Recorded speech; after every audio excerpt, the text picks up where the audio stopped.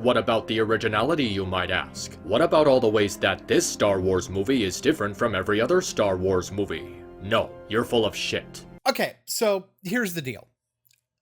I'm going to end up skipping this segment. I've watched over it. There isn't really too much to cover, but there are one or two things I want to say right now about what you have to say here. So you spend a lot of this segment talking about how it pulls from other things, how some of the things that it does are things that were done in other things. First of all, my earlier point about Harry Potter. Second of all, originality isn't just doing things that other people haven't done, because that's almost impossible. You're almost always going to do stuff that other people have done.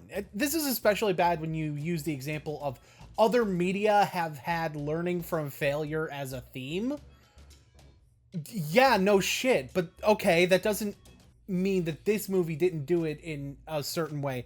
Like, it's not about whether they're doing a thing that another work did. It's how they combine elements of these other things. And this is the thing that kind of pisses me off too, when people want to call like some other thing a ripoff. Like, I watched this video from this one guy whose name I can't remember.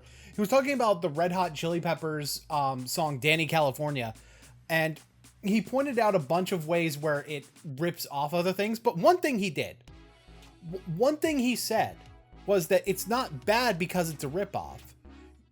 You just add something to it to make it more original. You add something to it to make it your own.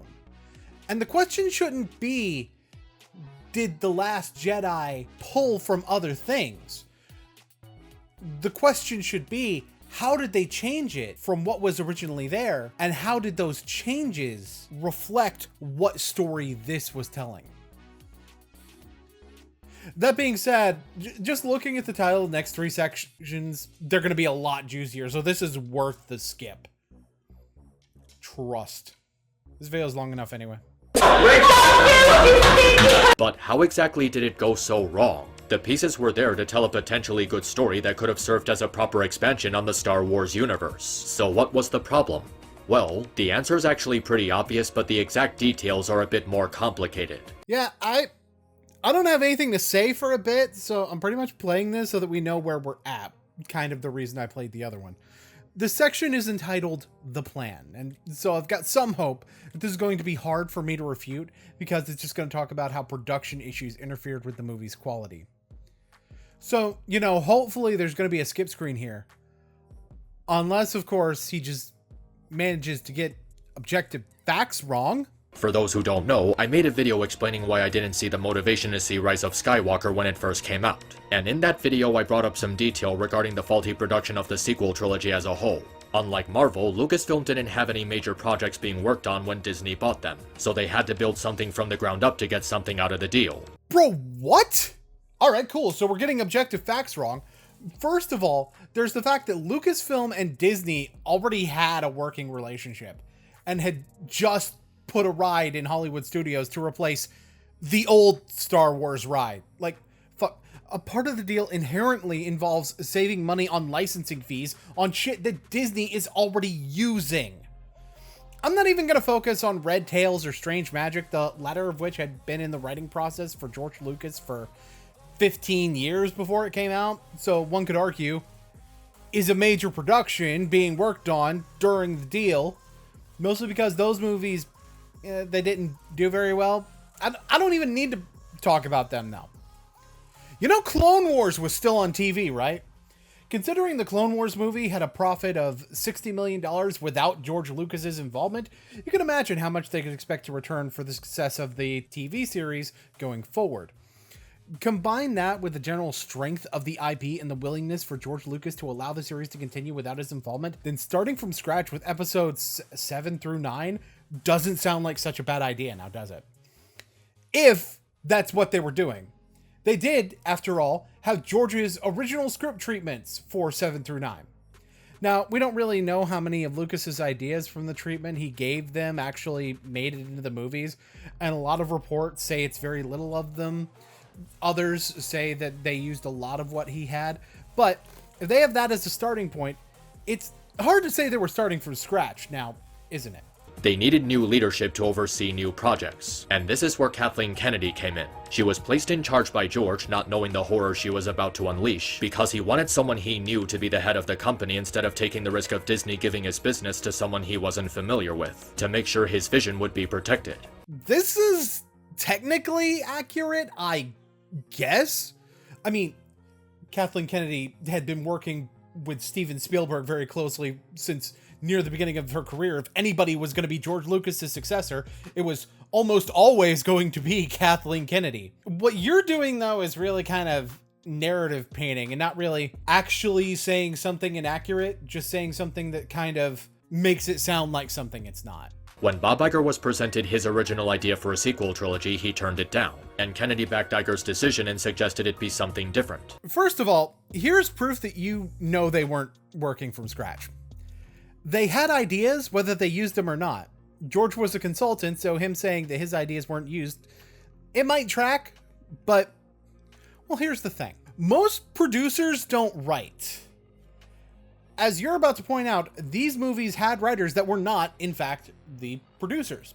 So calling out Kathleen Kennedy, the producer who at most would be responsible for making sure everything stays cohesive with the lore, which she probably did listen to George about, and Bob Iger, who was even less directly involved in the movie's writing than Kathleen Kennedy would be.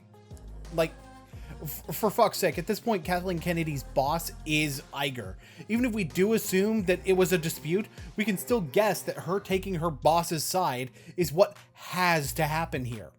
And remember, George Lucas outright stated he wasn't going to be the one making the sequels long before sharing his story treatment, and knew that what he wrote could wind up not being used by the people who were making it.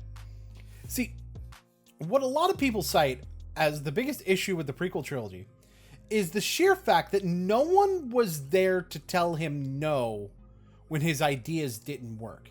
And George Lucas has had plenty of bad ideas that someone should have talked him out of. Even Mark Hamill talks about the original script for the OT having some absolutely ridiculous dialogue choices in it. So, is it them deciding not to use his ideas really a bad thing, per se? But here's where the core of the issue comes in. J.J. Abrams and Rian Johnson were tasked with directing and writing the new trilogy, but instead of collaborating on how the story would go, they took turns directing the movies with completely different visions for how the story would play out. And there's the rub. The story was not planned out at all, or at least there was no agreement to how it would play out. Instead, Kennedy, Abrams, and Johnson were just going by the seat of their pants, which made the project as a whole suffer immensely. Okay, I'll skip the rest of this if you just say this.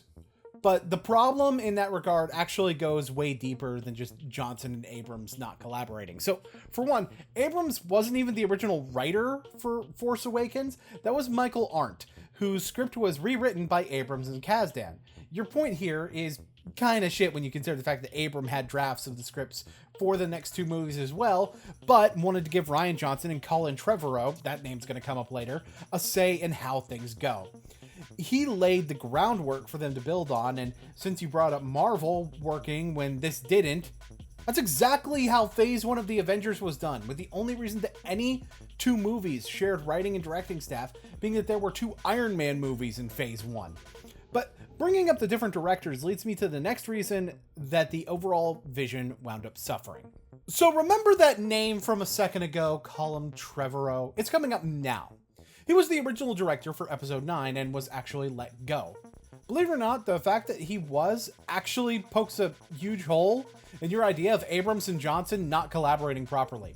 Namely, the reason the decision was made. Kathleen Kennedy specifically cited the mistake on their part to not include him in the early story development meetings, thus putting him at a huge disadvantage in being on the same page with the other writers. In other words, the reason you give as the biggest problem logically wasn't the fucking issue if the guy hired late was the only one to get fired.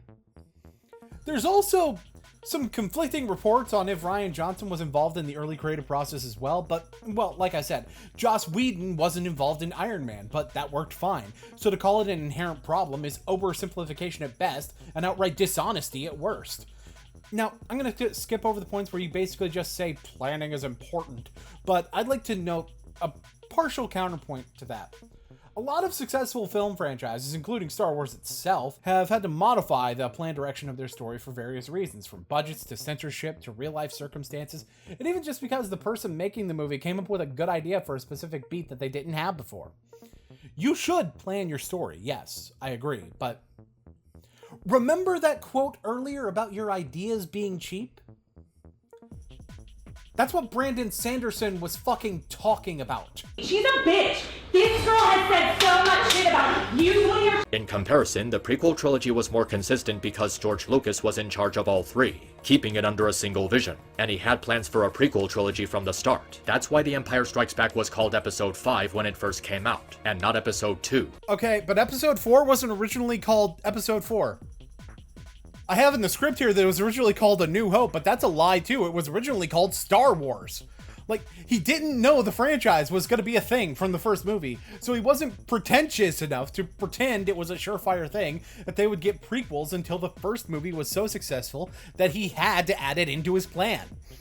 Is it possible that this is what he wanted the whole time? Sure, it's very possible. But the fact of the matter is, we don't really know that for sure. A good writer doesn't just plan everything out. They can also do a good job of hiding it when they need to make shit up on the fly. She's a bitch! This girl has said so much shit about you. Why didn't Johnson and Abrams work as a team? Why didn't they just pick one idea and roll with it instead of trying to one-up each other? Because this trilogy really couldn't decide on anything. Rey could have a super-duper secret connection with one of the old characters. No, she's actually a random nobody. Oh wait, she's actually Palpatine's granddaughter. Okay, so this right here is going to be a list of franchise inconsistencies in story, but truth be told, the first one really only becomes inconsistent with the third movie. Placing importance on Rey's familial ties only to reveal them as unimportant can actually be a subversive technique that can tie into the theme in the movie of leaving the past behind. In Duel of the Fates, the screenplay that Trevorrow wrote, this is actually more consistent with Rey's parents being no one remaining a through line. However, Rise of Skywalker is the movie that absolutely shits all over this, so this is definitely a case of Abrams just going for the one-upsmanship for no reason, because he's a dick. And then think about it in the context of Trevorrow being fired because he wasn't involved in the early stages of production. That kind of serves to prove your point about closer collaboration wrong, doesn't it?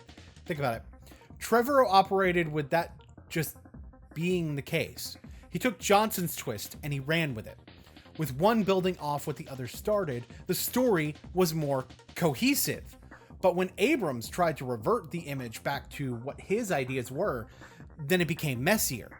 So, not having a plan, but instead sort of playing telephone with the ideas was actually the better creative decision. This overall point should not have this many holes in it. Snoke and the First Order are an entirely new threat the heroes have never faced before. No, he's actually just another one of Palpatine's puppets, and the First Order is just a rebrand of the old Empire. Except they actually were a rebrand of the Empire from the beginning. Like, Kylo Ren worshipped Darth Vader. Snoke bears some resemblance to Palpatine as it is. The first movie explicitly even states that they rose from the ashes of the Empire. Like, I'm sorry, they were pretty much always supposed to be the Empire, but again. Hux is a terrifying general. No, he's an incompetent buffoon. No, he's actually the spy. This one can be seen as a slow burn reveal, actually. We also know he's the spy specifically because he has no loyalty for Kylo.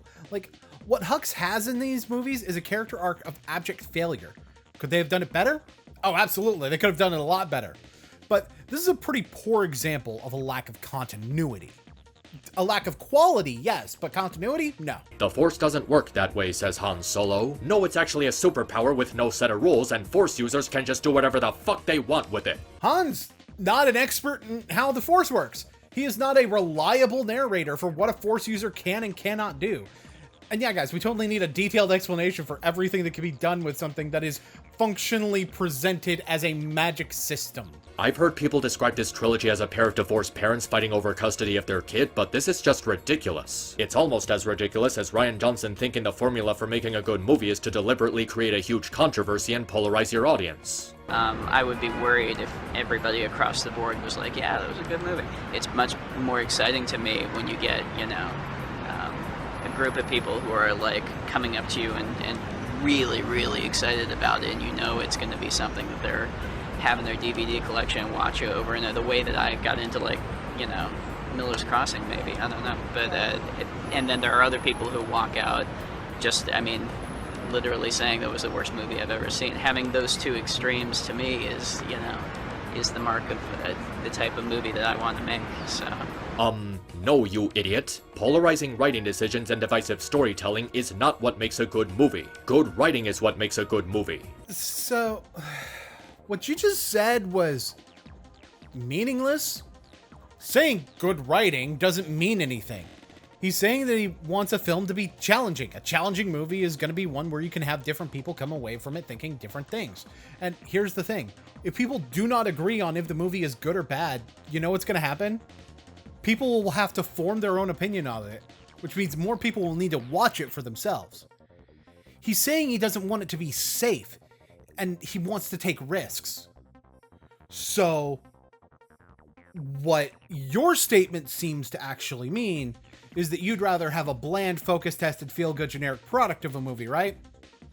I mean, at least it would be good writing. This is literally Ryan's entire thought process when it comes to The Last Jedi. He seems to think that just pulling off a subversion equates to good storytelling, and that dividing the audience is a fascinating result that more people should try doing, which is simply just horrible advice. Who in their right mind thinks that's actually a good idea? Actively wanting to piss off 50% of your audience is not logical at all. It's not good for your story, and it's not even good from a business standpoint. If you want a product to be successful, you would want as many people as possible to like it. Ah, right. So that's a yes to the focus-tested bland shit then. Like, for fuck's sake, your example of good writing is intentionally subversive. Are you fucking kidding me right now? This divide the audience mentality is literally self-defeating because it actively reduces the appeal of the product for the sake of taking risks. And for those who try to say, oh, well, he said that years ago, it's not like it holds up today. Actually, yes, it does. It doesn't matter how long ago this was recorded because he clearly stuck to his guns with what he did with The Last Jedi. It has to hold up because I am an angry boy. Give me snacky cakes, for I am...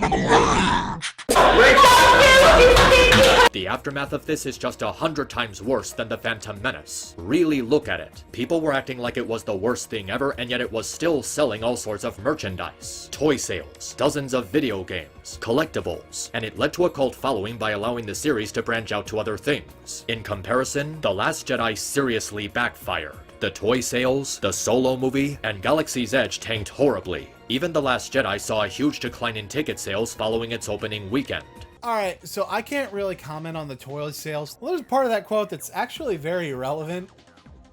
The overall demand for busts and SW products is not what it was 10 or even 5 years ago. It's not just a GG issue either. The brand is very strong with The Mandalorian and The Clone Wars and more new content to come, but you all know what the production runs on collector products were in the past compared to now. So in other words, an indication that it's not even so much a Star Wars thing as the overall collectible market. By the way, The Mandalorian, major factor in proving you wrong about expanding the universe. That was the point I instinctually wanted to make too, but collectibles aren't my expertise, so I feel more comfortable making it when a fucking expert in the field is backing me up. Now, while you do have a point with the sales of Solo and Galaxy's Edge, that could have to do with quality secondary experiences in Star Wars have always been a little bit more niche, but you know, the backlash from Last Jedi still could be a factor. That being said, let's talk about the main franchise's sales. Last Jedi is still number 15 in the highest grossing movies of all time, with each movie being the highest grossing film of that year, with the exception of Rise of Skywalker, which could be attributed to the quality of that movie and the fact that it had Avengers Endgame to contend with. So, you know, hard to just blame The Last Jedi for all of its problems. It doesn't matter what your personal opinion on this movie is because the facts behind it aren't going to change. He made a bad movie that's supposed to be part of a very important franchise with a very carefully constructed lore. So, it doesn't matter what anyone else's opinion is. Just that you think it's a bad movie. Right. Even if you've never seen any of the previous Star Wars films, this one makes no sense. Which is why you can't go 5 minutes without talking about how it fails to connect with the other movies in your eyes. Everything is about what it does as a Star Wars movie and not as a movie in general. And when you do make a point about a movie in general, it's typically really awful, if not completely dishonest. And don't try to deflect this by saying, oh, well, just don't think of it as a Star Wars movie. That is the stupidest thing I've ever heard. If you don't want to think of it as a Star Wars movie, then don't slap the Star Wars name on it. That's like saying don't think of Call of Duty Infinite Warfare as a Call of Duty game. Just make a new IP if that's the excuse you want to go with. This sounds like a straw man argument, really? To be honest, I feel like this is a reaction to someone talking about how all of your complaints are in relation to the broader context of Star Wars rather than about the movie itself, but you make them sound like they relate specifically to the film itself. But really, all you're saying is that it being a Star Wars movie is an intrinsic part of it as a movie in general. And that's true to an extent, but it should also be able to stand on its own as an individual movie. That's the mark of a movie being good, franchise or otherwise. Empire Strikes Back isn't celebrated, after all, just because of how well it continues the story from A New Hope. It's celebrated because it tells an effective story within the confines of itself while doing that. It's really telling that he wanted to make a standalone movie instead of a sequel, which defeats the entire purpose of the movie because it's supposed to be a sequel. But you can continue a story while going in a different direction with it, or shifting to a different focus. That's what Empire Strikes Back did, especially with the more pessimistic style of the ending in Empire Strikes Back. Yeah, a small reminder that the good guys pretty much lose in Episode 5, which doesn't match up with either of the other two movies in tone. This is not a matter of opinion. These are some of the most basic and fundamental storytelling rules that even a novice writer should understand. Planning out your story, staying consistent with an established lore, continuity. Which, in the context you bring it up, is a synonym for lore consistency. Double checking your script. Which would have stopped you from repeating yourself the way that you just did. Maintaining a consistent tone. Even though, fun fact, tropes aren't bad, which is also a thing on TV tropes, by the way. And mood whiplash can oftentimes be used to intentionally disorient the audience as part of conveying the story, as I have previously pointed out. It actually feels like this movie was written by a child as opposed to a professional adult. A fan fiction writer would have come up with something better planned out and more consistent, and less filled to the brim with left-wing pandering bullshit. And speaking of left-wing pandering bullshit, it's time to talk about the melting pot of disaster disguised as progressivism, Kathleen Kennedy. Sure is. I really hope you have something other than feminism to say. Oh my God, the sight of Rachel that came up, stank pussy hoe. I was done. I was dead. I was deceased. I needed to be dragged out of the room. My corpse on the floor. I was resuscitated to be here right now. A mess. A mess. Kathleen Kennedy is not a good president. Like, at all. She is fucking awful at running Lucasfilm. Just a quick search or some research into the topic will provide you with mountains of information regarding her clownery as head of the company. I previously brought up how she didn't stand by George Lucas's original plan for a sequel trilogy when Bob Iger rejected it, but her problems as head of the company go far beyond this. Boy, you sure did point that out, didn't you? For one, bad creative decision is not a sign of a bad president of a company. It's not necessarily their job to be creative. And as a reminder, George Lucas has had a lot of bad ideas. Hell, even just looking under the umbrella of Kathleen Kennedy's time as president of Lucasfilm, Strange Magic was a specifically Lucas-run project, and it was a disaster. Where it's almost like Lucas is better when he operates with a team rather than writing everything himself. Anyway, as I said, evidence is pretty sketchy on what was and wasn't used from Lucas's idea for the sequel trilogy, but plans do change.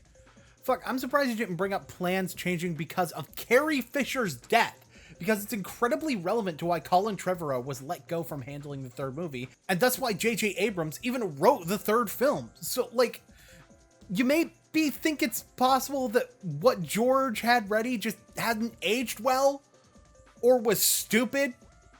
In fact, I can relay this back to an earlier point about the sequel trilogy having power creep when it comes to force powers. You know, making it like DBZ shit, yeah, signs point to the fact that George Lucas was going to do that, but worse. I mean, consider this. He introduced a direct power level system into Star Wars. How the fuck else do you think he was going to use midichlorians before Kathleen, according to you, realized people hated that bullshit and threw it out in favor of a more obscured view of how the Force actually operates? She has absolutely no clue what people liked about Star Wars and only sees it as a mouthpiece for her intersectional politics as opposed to a creative piece of art. And because of how popular the IP is, it makes it easier for her to exploit. Her grand plan was to make Star Wars more appealing to women, but she just ended up making it less appealing for pretty much everyone except for the idiots who agree with her political ideology. She wasn't concerned with telling a good story. She was only concerned with implementing female empowerment into the franchise because she wanted to make it more accessible for females. Okay. So even if that was her idea, let's operate on assumptions here. Although you're about to go further with how she did this, let's raise a real important question about not respecting the franchise as a whole. Why does Rogue One exist? Why does Solo exist? Why keep Clone Wars on the air? If it's just a vehicle for her message, why keep doing things people like about the franchise? You know, there's stuff going on other than just the Skywalker saga in this world, right? And what was her plan for accomplishing this? By downplaying the male characters, of course. I think there was an assumption being made for quite a while that girls didn't care about Star Wars, or that girls weren't identifying with characters like Luke Skywalker or Han Solo. They were only identifying with Princess Leia or characters in other movies along those lines. And I think, you know, it's not just Star Wars that's making this change. I think culturally, and I want to believe that there is real movement and momentum beginning to happen where those kind of lines are being blurred. What? Ah, yes, how dare a Star Wars movie have more than one female character with a speaking role? Let's look at how you interpret this as downplaying male characters, too. How exactly? Because there are more female characters than there used to be? Alright, that's, a sexist assessment, but sure. So let me ask you this. Who the fuck cares what gender the characters are? Like, this is where you saying that Rey's a Mary Sue because she's a woman really bites you in the ass. It indicates that you wouldn't feel the same way about the character if she was male. Now, you did have a follow-up. Kathleen wouldn't dare greenlight harm coming to a female lead. All right, so even ignoring all her other work over the years that I brought up, I ask the question again. Why does Rogue One exist? You know, where the female lead dies? That sounds like what happens in Rise of Skywalker, except, you know, more permanent. Why does Solo exist? Where the most important female character is someone that gets captured in the first act. And it happens to be the lowest grossing Star Wars film under Kathleen Kennedy. Thus kind of proving your argument that movies with more female characters in prominent roles make the franchise less appealing. Blatantly false. Even without looking at the 3 movies you're directly trying to call out, the rest of the franchise under Kathleen Kennedy proves that you are, in fact, full of shit. Also, yeah, that's not what this statement even fucking means, but I'll get to that in a moment. This woman is a toxic feminist of the highest regard. All she cares about is filling everything she's involved in with as many women as possible because she thinks women aren't given enough attention in movies. It would be one thing if she just wanted more female representation, but doing so by actively dumbing down the male characters in the process is nothing short of disgusting. Why do I say that? Well, let's take a look at the stuff that happens in this movie. Remember the Holdo and Poe subplot? It had no purpose in the story as it was incredibly easy to resolve and artificially dragged out the plot by having Holdo be illogically stubborn. What was the point of this subplot if it does nothing to advance the story? If it does nothing to advance Poe's character? You mean, other than teaching him he should think before he acts more often? Much like the exact reason Leia was getting onto him in the first place after the initial fight? Something Poe is demonstrably shown to have learned from at the end when he decides to back off at the end because it's a suicide mission, thus prioritizing keeping his troops safe over dealing a blow to the enemy. You mean like that? I don't think you mean like that. if it has absolutely nothing to do with Rey, Kylo, or Luke's storylines. So, Han and Leia shouldn't have been in Empire Strikes Back then. After all, if only the storyline of Rey, Luke, and Kylo mattered, then logically, only the storyline of Luke, Yoda, and Vader mattered in the original trilogy, right? So why bother with Leia's fight against the Empire, which was being led by Darth Vader? Why have Han go to Bespin at all? After all, it's not related to Luke. What, because Vader was hunting down Han? Okay, Kylo was hunting down the Resistance. Why the fuck not focus on the struggles escaping him? Easy. Kennedy used it to introduce mansplaining to the franchise. Han Solo's right fucking there, my dude. This was already here. Besides, if anybody's introducing mansplaining here, it's you. But Holdo, as we went over earlier, was absolutely in the wrong regardless of how rash Poe reacted. She's portrayed as the heroic character who knew better than Poe, despite the fact that her lack of action and not bothering to explain her escape plan from the beginning got a shitload of rebels killed. And this fact is never acknowledged in universe. You know, other than the fact that she has to kill herself to fix it, you dicking cunt nugget! Did you not catch the fact that she gives herself the punishment for what she did wrong? Poe just gets talked at about it. She fucking commits suicide. The female character in this subplot is being artificially inflated to make the male character inferior to her, and they literally killed off Akbar just to replace him with a female version of what is essentially the same character. She speaks to him in a condescending tone and berates him repeatedly throughout the subplot, thinking she knows better than him. And the subplot ends with him being talked down by Leia, also a woman. Both of them are his commanding officers. Like, I kind of get the point about Akbar, and to be quite honest, this subplot is probably the closest thing to actual toxic feminism that gets portrayed in this movie. But I'm also half expecting you to make some dumb statement about the fact that her hair is purple, like this is a police video and the Gastrodons are knocking at my door. Huh. You know, that kind of felt like a place for a cameo. Like, Leia also tells him off at the beginning. Jeez, wow, oh gosh, it's almost like this isn't as one-dimensional as you're making it out to be. Consume an entire cactus. Luke is unwilling to help the galaxy as it's being burned to a crisp, while Rey is determined to stand and fight. Yes, Luke saves them at the end, but he doesn't leave the island. He just sends a projection of himself to distract Kylo, and his contribution amounted to nothing anyway. Even if he didn't show up, those crystal dogs would have still led them to the other side of the cave, where Rey was waiting to let them out. At most, he bought them an extra 3 minutes. And you don't think they needed that 3 minutes? Well, we'll keep that in mind later, but Luke's arrival also showed Poe that there had to be a second exit to the cave, which he didn't know to look for before then. So the crystal dogs wouldn't have necessarily led them there if not for Luke showing up, even as a protection. And if they did, it might have been too late.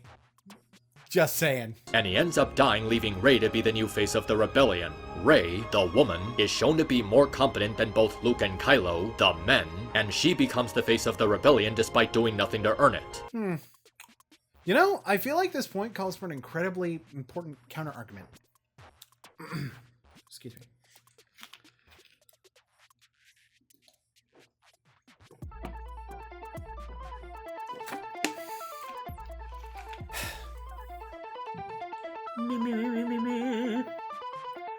Fuck yourself. In the Finn and Rose subplot, Finn is initially portrayed as a coward running from the fight, while Rose catches him and berates him for being a traitor. Which he immediately shows her is incorrect. She made an assumption about what he was doing, and then when he explains, she accepts that explanation. If anything, the movie is portraying Rose as a ditzy idiot here. Are you fucking stupid? Answer, yes. And throughout the rest of this portion of the movie, Rose is seen as the character who knows better, and Finn is just more or less tagging along while they're on their mission. Except for the fact that the things she knows more about are things that it makes sense to know more about than Finn. People skills? I guess you could argue that, potentially, but her more childlike behavior translates to her getting along better with kids, and she knows more about animals because she raised animals as a kid. She's more naive than Finn about the nature of the war, thus her character is the one who has to learn more things about that. So how the fuck is that showing her to be the one that knows better when she's actively portrayed as knowing less? Finn's also the one who leads them through the Star Destroyer where they need to go. So what the fuck does that tell you about his importance? And yeah, she didn't trust DJ, but DJ's loyalties are complex enough that it's understandable for both of them to think of him differently, even if Rose happens to be the one who's in the right.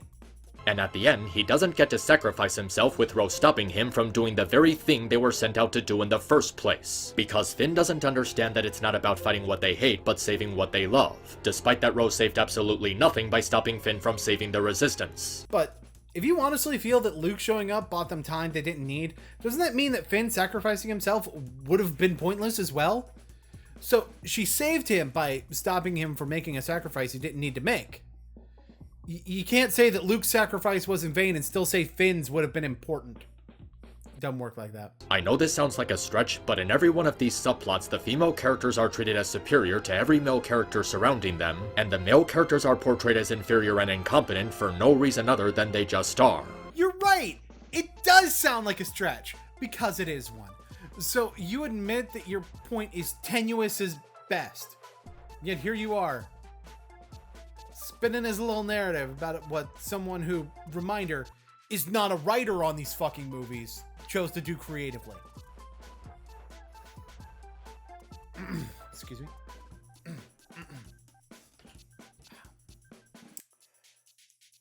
Fuck yourself. This movie is not only bad, but it's also extremely sexist. And it's sexist towards both men and women, with Kennedy assuming that women and girls only identify with characters who have the same gender as them. That's like saying men can't relate to characters like Mrs. Brisby or Belle or Clementine or Moana because they're not male. Representation is a part of relatability. It's not the only factor, sure, but seeing more of yourself represented on screen makes you relate to that character more readily. That isn't even to say that you can't relate to something that doesn't represent you. I relate to straight characters all the time, but when there's good representation of what I am, then I feel good about it and feel spoken to. However, let's operate on what you're saying. So, how is this movie sexist if the characters with fewer flaws happen to be women? Why does it matter so much to you if gender is so unimportant when it comes to relatability in your eyes? So, what, a man can't relate to a female character like Rey or Holdo or Rose then? Therefore, you become the one who's sexist here. Oh, and what about the male characters being more flawed and making mistakes? What, can someone not relate to a character that makes mistakes? Why, Madam Zaid, I believe that might be some ableist rhetoric right there. Do you see how your own argument makes you sound like a dumbass yet? I sure hope so. I've been beating it into your head long enough. Kennedy thinks that girls and women should relate to Rey for no reason other than she's female, but there's nothing about her character to relate to. How can anyone, let alone a woman, relate to someone who gets everything handed to them and never have to face any trial and tribulation? Joke about white people. Alright, but sure, let's go over what actually does happen in these movies and figure out how someone can relate to the struggles she does have, even if she doesn't lose a fucking limb, which, by the way, the majority of people would not relate to. Let's see. Abandoned by parents and forced to live on your own. Orphans don't exist, got it, totally unrelatable content. Having a teacher who doesn't give a shit? Well, obviously no child in any education system has ever experienced that. Wanting to help someone that doesn't want to be helped? Nah, no one's ever had to go through that. Older mentor figure that's fallen into depression? No one can relate to that either. Who the fuck has ever experienced something like that? Identity crisis? Never heard of those! I'm tempted to just go to my final thoughts here, but I'm just gonna skim through the rest of this for anything I actually care enough to debunk directly. Because there's only 30 minutes of this dumpster fire left to cover, and I'm betting about half of this is going to be repeating yourself, and the other half is also going to be you repeating yourself. I don't even get where Kennedy is coming from by making this her top priority. She's acting like a strong female character, regardless if they're the main character or a supporting character, has never been done before. Strong, independent female characters have been around for decades. It's nothing new. And the fact that she refuses to acknowledge this, in spite of being as pro-woman as she is, kind of strikes a chord with me. That's not what she's saying. Even your clip of her interview doesn't say that. She even points out that this shift happened through all of media. They were only identifying with Princess Leia. or characters in other movies along those lines. Like, do you really think Disney would let her ignore Bella like that? Come on, man. As if to say all those strong, independent female characters you grew up with aren't really strong and independent. They still needed a man to help them out or didn't do enough by themselves to truly represent what it means to be a strong woman. The fuck are you talking about? I'm pretty sure you're just projecting at this point. This is a straw man if I have ever heard one. She didn't say other female leads don't exist. Or characters in other movies along those lines. She's saying that there's a perception that Star Wars is all about the boys, that she wants to break the perception of that. Which, by the way, she even calls an assumption. I think there was an assumption. There was an assumption. An assumption. Assumption. What the fuck are you even smoking? I guess Ellen Ripley, Sarah Connor, Katniss Everdeen, Motoko Kusanagi, Tigress, and Fiona just didn't count in Kathleen Kennedy's book. Can you not pronounce Everdeen? Oh, also, the thing I already debunked about Kathleen Kennedy, not fucking saying that! Even if she was looking to add female empowerment to Star Wars exclusively, it still doesn't work because of one very simple example dismantling her argument. Ahsoka? Princess Leia. You mean one of the characters that's in this trilogy? I have a simple counter argument to this entire concept you're going into at the moment, but we'll cross that later. If we're hypothetically saying she wants more female empowerment in Star Wars, keep in mind the way I phrased that. Why wouldn't you utilize an example of female empowerment already within the series to legitimize that narrative? So she's not acknowledging the female empowerment in Star Wars already, but she's also using your example of female empowerment to create her narrative. Like, the interview even calls the girls don't care about Star Wars point as an assumption. I feel like I said this already. And says that people think that Leia is less of a focus, citing that as something she doesn't feel is the case. What do you want about? She even talks about Leia in the interview. They were only identifying with Princess Leia. But sure, the fact that one strong independent female exists in a franchise of 9 movies mean that she can't want more female figures on screen in the later part of the franchise. Yes, I know there's more in the expanded universe, and there's also Ahsoka, but my point still stands. You can't just say there's a woman we don't need anymore, because you know what that is? That's sexist. Even when the film premiered in 1977, she had always been a fan favorite amongst both male and female audiences. She came into cultural relevance when other female characters In other movies along those lines. were also getting more recognition. Which is exactly what she was saying, actually. But she also stated there was an assumption. I feel like I've said this already. The characters like this were all that women cared about, when that wasn't necessarily the case. Your own clip of Kathleen Kennedy uses these words. Leia wasn't accepted because of her gender, but because she was a fun character, and Carrie Fisher's performance helped bring more charm to the role. She was quick-witted, snarky, brave. You're gonna spend several minutes and she describing had a good Leia's sense character of traits, leadership. aren't you? Her fearlessness is versatile in her confrontations with Vader, and she stands by that fearlessness even knowing what he's capable of. But she also had a lot of confidence in others, casting aside her pride and calling for help when she needed it. She also had a flaw. Her stubborn need to be in charge, which she learned to grow out of through her relationship with Han and Luke. And Rey not listening to Luke about Kylo, that's not an example of her showing the same flaw. Holdo insisting on not telling Poe what her plan was, that's not an example of her showing the same flaw.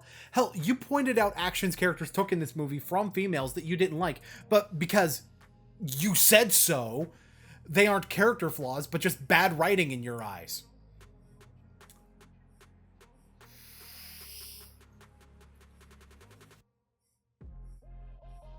Yuck for self. It's almost as if Kennedy never saw the OT and just perceived Leia's character as a generic rebel fighter or political matriarch. Or worse, chose to ignore her role in those movies just so she can imagine herself taking responsibility for making Leia a more active and action-packed character. Like she wants to imagine that she's the reason she's an iconic character instead of George Lucas. I am so done with your bullshit. She called Leia an iconic character. She presented the assumption that this iconic character was all women liked about Star Wars. It's almost like you're imagining that Kathleen Kennedy is acting this way because you want to believe she's the devil because she put vaginas in your laser pew pew sword movie. Go fuck yourself! I'm not the only one who finds this scummy, am I? Your behavior? Nah, I think it's pretty shit myself.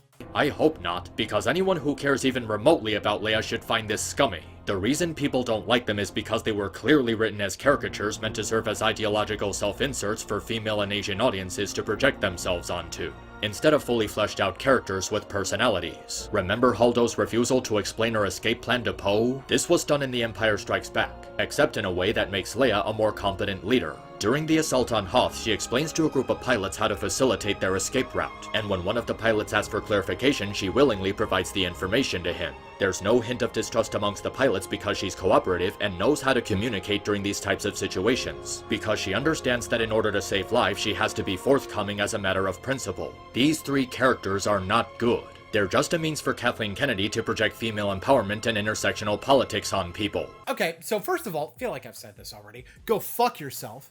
For one, none of them just got demoted out of a rank where they would have had that information like Poe did.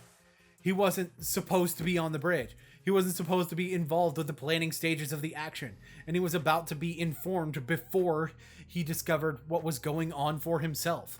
And when she tried to explain herself, he cut her off. He was belligerent, out of line, and I feel like I've explained this to you before, because I have. He just stormed in, only found out part of what the plan was before he cut her off, and Leia was straight up in a fucking strategy meeting with the people executing that strategy. How do you call these the same thing? I have no idea, unless you just want to call something feminist propaganda. And hey, another note, maybe there's a reason that she's only in charge when Leia's out of commission. It's almost like, and hear me out here, that being presented as a lesser replacement for Leia displays that she is a less competent leader than the person she's filling in for. Huh. Weird. Almost like the film already knows that what she's doing is flawed and thus gives us a reason to view it as flawed. She is so obsessed with injecting female empowerment into Star Wars that she went so far as to push that Force is female bullshit throughout the movie's marketing. Since my initial review, I've been told that Kennedy herself wasn't the one who actually came up with that tagline. It was actually done by Nike. But the fact that she promoted that stupidity at all is blatant proof of where her awful priorities lie. We're back on the shoe promotion. Cool, we're back on the shoe promotion, people! Like, okay, I can see the valid argument for her being pro-female empowerment in general, but might I ask, what the fuck is so toxic about that ad campaign? And why does it actually fucking matter? What it sounds like is you're using the fact that she has a feminist viewpoint at all to color your perception of something she's produced. Not written, not directed, produced. It's almost like you're a fucking sexist or something. She is actively trying to turn Star Wars into a world that's believed to be better for being driven by women, despite the fact that Star Wars was never about gender politics. Saying Star Wars needs more female empowerment is like saying Terminator needs more female empowerment with a dash of Hispanic representation. And look at how fucking well that turned out. You know what? When I first wrote this, when I initially wrote this video, this point right here got me so mad that I couldn't even continue with your bullshit. And yet, here I am, on page 128, 129, writing more. Originally, I just called the video done because it's so obvious why this point was bad that I didn't feel like it was worth addressing anything else in this video at all. So, I want you to consider the context within the franchise of what you just said. Dark Fate is generally more positively received than Genesis, first of all, and is the best received film in the franchise since Terminator 3, which was also seen as a massive dud, but not boring, overly sci-fi schlock that Salvation and Genesis were derided for being.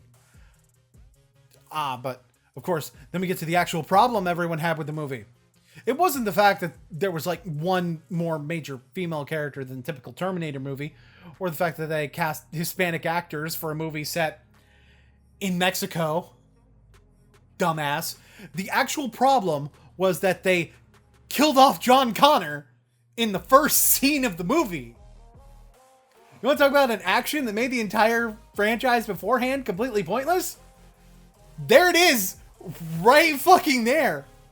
I'm sorry, this comparison right here proves that you are nothing more than a salty nut bitch. It's no wonder I wanted to stop here, but I'm a professional.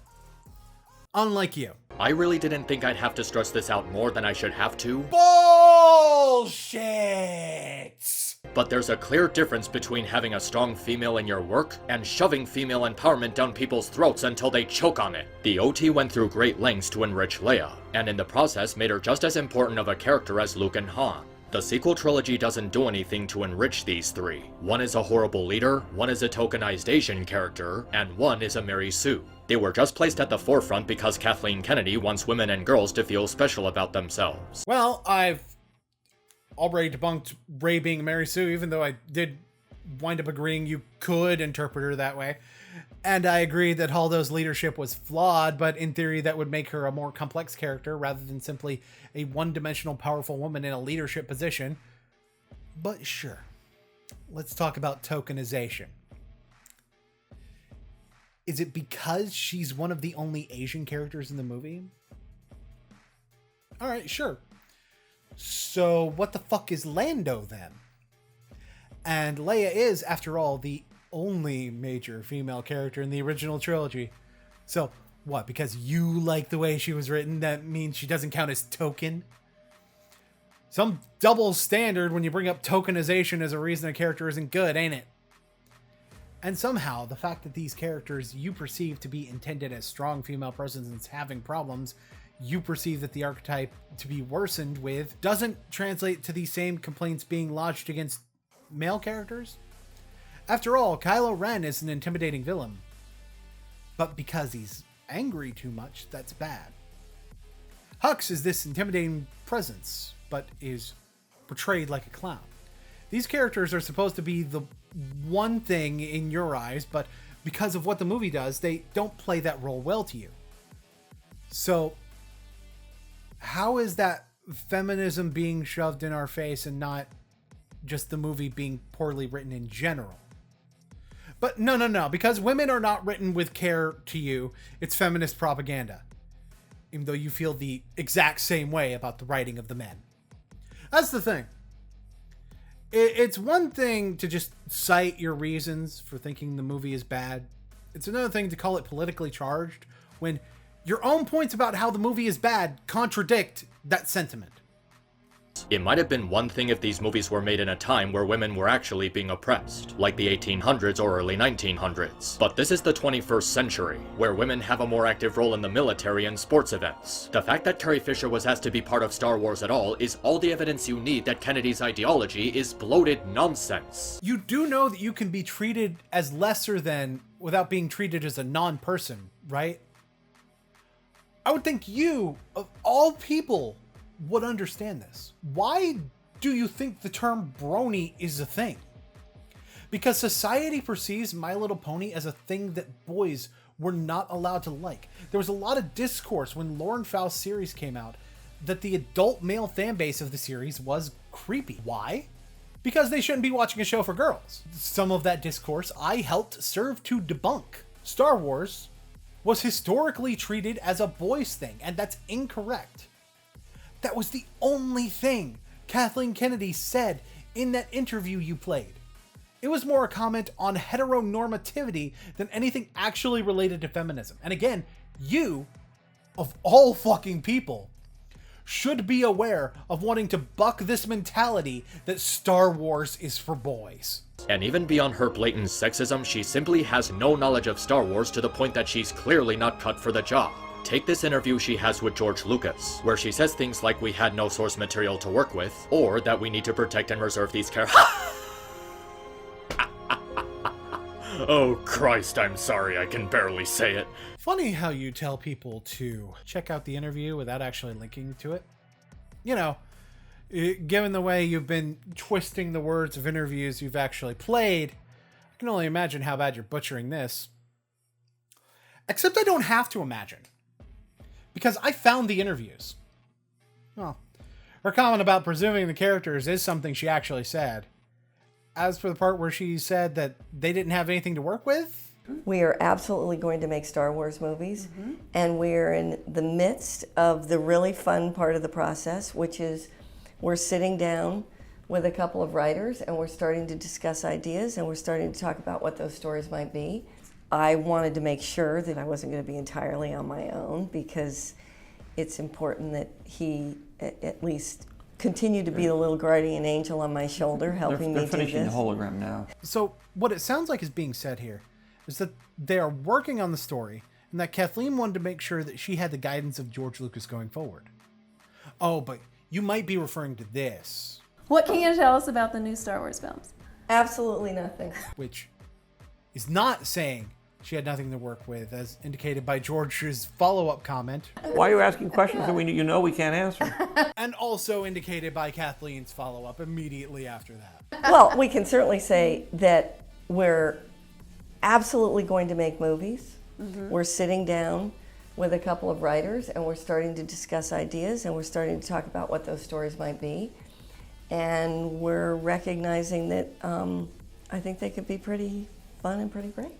Oh, and let me go ahead and bite your whole idea that they should have just made the movie Lucas wrote. Here's the thing he actually mentioned about his story treatments he passed over. I just said that I would back her up and I would be there if, and especially help him with the script and making sure the script sort of, there's a lot of blank spots in the story treatment that hopefully we can fill in. In other words, the story treatment wasn't even fucking finished, you idiot. Of course they were gonna have to write more. You painted this whole thing as them discarding Luke's vision, when the fact of the matter is that not only is it way more complicated than that if you've ever actually made a movie, but the proof that you mysteriously didn't want to link, which will actually be in my description so people can see for themselves because I'm not a hack like you, proves a ton of what you're saying wrong.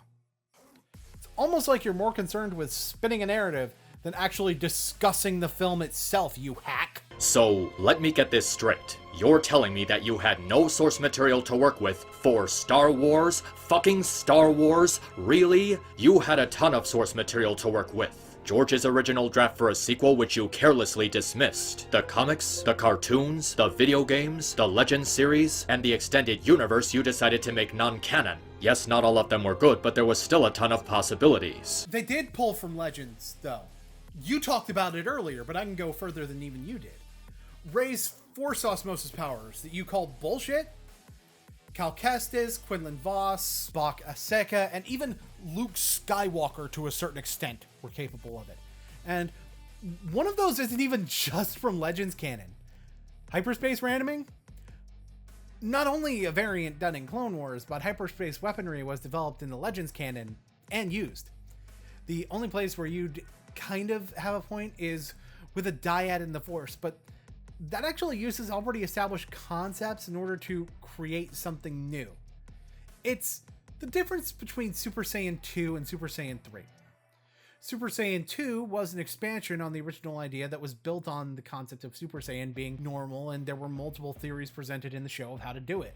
While Super Saiyan 3 just kind of happened without explanation.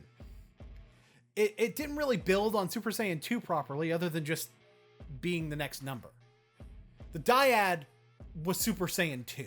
Instead, you decided that just rehashing the original trilogy, but with more women, was the most viable option. Even though the movie you're calling the worst is the one that actually took the most effort to differentiate itself from the original trilogy. And that part where she says she wants to protect these characters and preserve the way the fandom sees them, that is a bold-faced fucking lie. Not only did you have these characters killed off one by the raging school shooter pretending to be a Star Wars character, but you also destroyed their personalities and watered down their importance by making them a springboard for the new characters to jump off of. And so, for one, only one of those characters was actually killed by Kylo. The other two died overexerting their own force powers, which is admittedly kind of a cop-out to do twice, but that brings me to the next point of why Leia's death really shouldn't qualify here. Yeah, Leia's actress died. What the fuck do you want them to do? recast her for the last movie in the trilogy? Even if we assume that the plan was always for Leia to die, which it wasn't if you look at the Duel of the Fates script Trevorrow wrote, Carrie Fisher's death means that what they were originally going to do with Leia, they couldn't do now. Or if they could, it would be much more expensive. But that even assumes that preserving the characters means that you never kill them off in the story. The plenty of characters are memorable because you kill them off at the right time and conclude their story arc in a satisfactory way. You, obviously, do not feel that story arcs of these characters had satisfying conclusions. I don't think they could have done better with Leia given the circumstances, honestly, but I disagree with you on Luke, and I would especially disagree with you on Han. Han's story in the original trilogy was very complete, and the way they set up its end in trying to get his son to rejoin the light was honestly very well done from my perspective. Luke's ending as well encompassed his past troubles with the dark side in the way that his story ends, even if they could have done better. The point I'm making here is that preserving the characters doesn't mean keeping them alive within the fictional world. It's about keeping them alive in the hearts and minds of those who witness them. And I don't agree with you that they didn't do that. Look, I'm not going to keep doing this. I cannot make it to the end of this video because, to be quite honest, at this point you're spewing so much hot garbage that you could overflow a landfill. The rest of this video is just, it's the reverse of what people did with the female Ghostbusters. What you're doing now, instead of saying the people don't like the thing you do because of politics, you're saying the thing that you don't like is political as an excuse to call it worse. I've already pointed to all the contradictions, all the lies, all kinds of reasons what you're saying is complete and utter horsecock, including the fact that I already called it horsecock a few hours ago. I'm not going to keep entertaining you. This video is detritus of the cerebral cortex to the highest degree because good Jesus H bananas does this video have it all.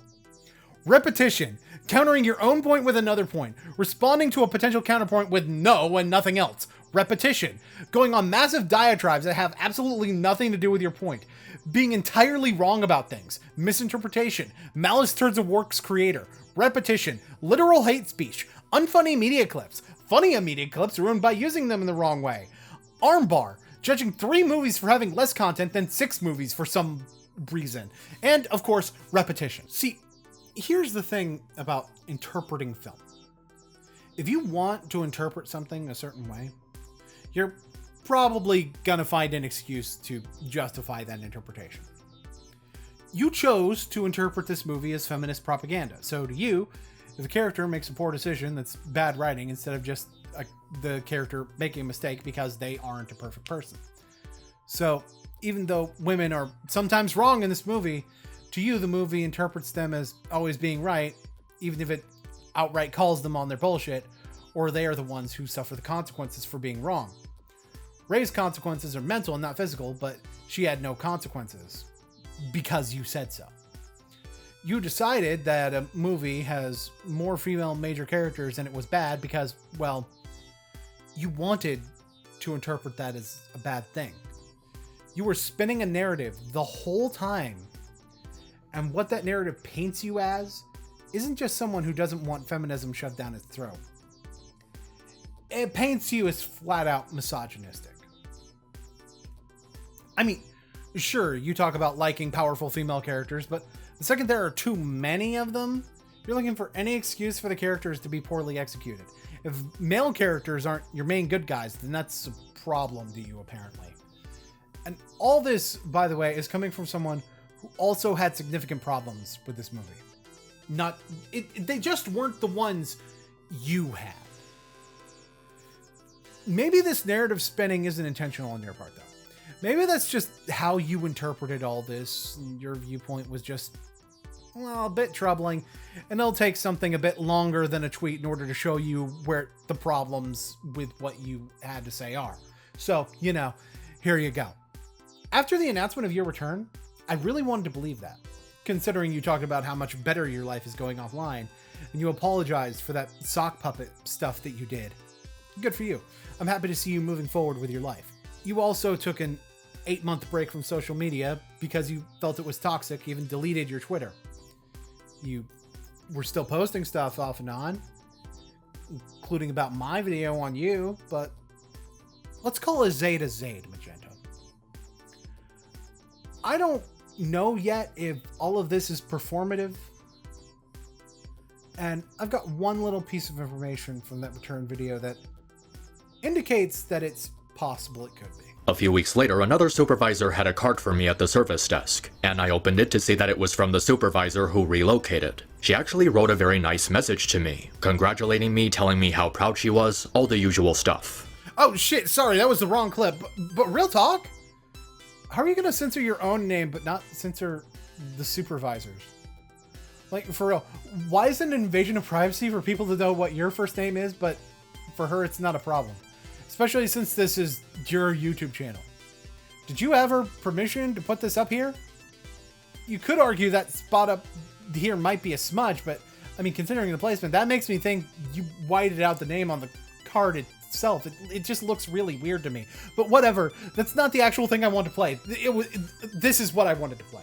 In September, there will be a ranking of every Kingdom Hearts game from worst to best. In October, there will be a video talking about Arthur and reflecting on the impact it had on viewers. In November, I will be releasing my review of Mass Effect 3, deconstructing the many problems with its story. And finally in December, I will be making a video to commemorate the 5th anniversary of The Last Jedi. What will it be about? Well, I'll just keep that part a secret for now. It won't be a 3-hour-long review, just letting you know that now. It's that last part that kind of bothers me. For one, you still feel the need to obsess over The Last Jedi. I know you're keeping the actual subject a secret, but just really think about it. There's pretty much no way the subject isn't The Last Jedi itself. Otherwise, why announce ahead of time that you're commemorating the anniversary? See, here's the thing. I know almost nothing about what this video is, but the little that I do know already points to it being a problematic garbage fire. Of course, I'm gonna give you a warning just in case. If it's about this whole thing I've been doing, you might want to reconsider that. You have a tendency to sneak pot shots at people you don't like in your videos, and that, whatever. I've done it before too. But how often do you deal with somebody that knows how to fire back? And as much as I don't want to believe this is the case, maybe, just maybe, you did intend to spin that narrative the way that you did. Which is problematic, to say the least. Or, as an alternative, perhaps you didn't. And it's just your subconscious relaying how you really feel. I really, really hope this last little paragraph I just said is wrong. But only time will tell. Only time is going to tell us what the difference between Zayd Magenta and MisAnthro Pony really is. Okay, and I have in my script that I'm supposed to write a funny ending. So I'm just gonna do like the whole editing thing where I like zoom in on it while like fucking also Sprock Zerthursta plays or something. That's gonna be it. That's gonna be how I end it. It'll be a funny meme.